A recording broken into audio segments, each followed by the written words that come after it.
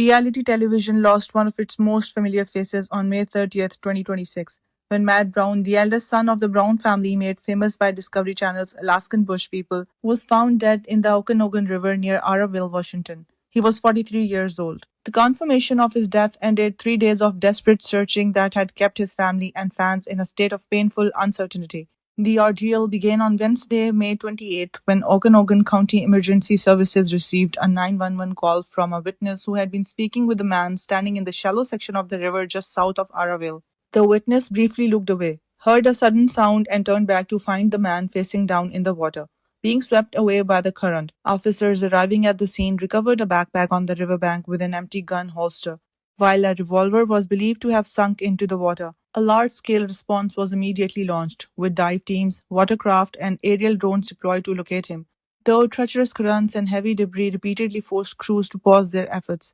When official efforts stalled, a private group of volunteers stepped in, led by experienced recovery specialist Che Wilkerson Moore, taking kayaks into the Okanogan River. The team combed the banks inch by inch, a painstaking task as Matt's jacket blended almost perfectly with the murky water, and his body had come to rest in a remote area completely inaccessible to standard emergency vehicles.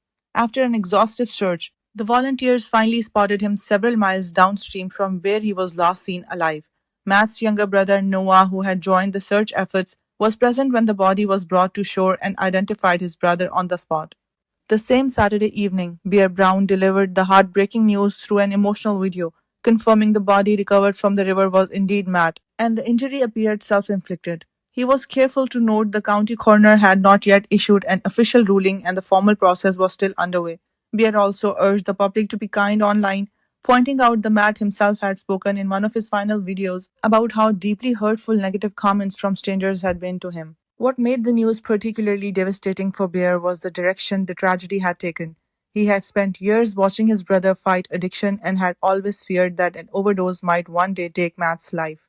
The fact that Matt appeared to have harmed himself intentionally was something Bear said he never could have anticipated. Their relationship had become strained in recent years, with Matt living largely apart from the rest of the family in rural northeastern Washington. But the grief in Bear's words made clear that the distance had never erased the bond between them. Those who followed Matt closely on social media had noticed troubling signs in the days before his disappearance. Roughly 10 days prior, he had broadcast a YouTube live stream that left viewers deeply concerned, appearing disoriented and distressed in a public outdoor setting. The clip circulated widely online and prompted many fans to reach out. Though the situation continued to deteriorate, Matt Brown had been a central figure in Alaskan Bush People from its very first season in 2014, appearing in nearly 80 episodes over 5 years before stepping away in 2019 to seek treatment for his alcohol and substance struggles. The series followed the Brown family living off the grid in the Alaskan wilderness, ran for 14 seasons, and built a devoted following on Discovery Channel before going on hiatus in 2022. His passing marks the second major loss the family has endured in recent years. Their father and show patriarch, Billy Brown, died in February 2021 after suffering a seizure at age 68. In a public statement, the family described Matt as a beloved son, brother, uncle, and friend, acknowledging that to countless fans he represented far more than a television personality.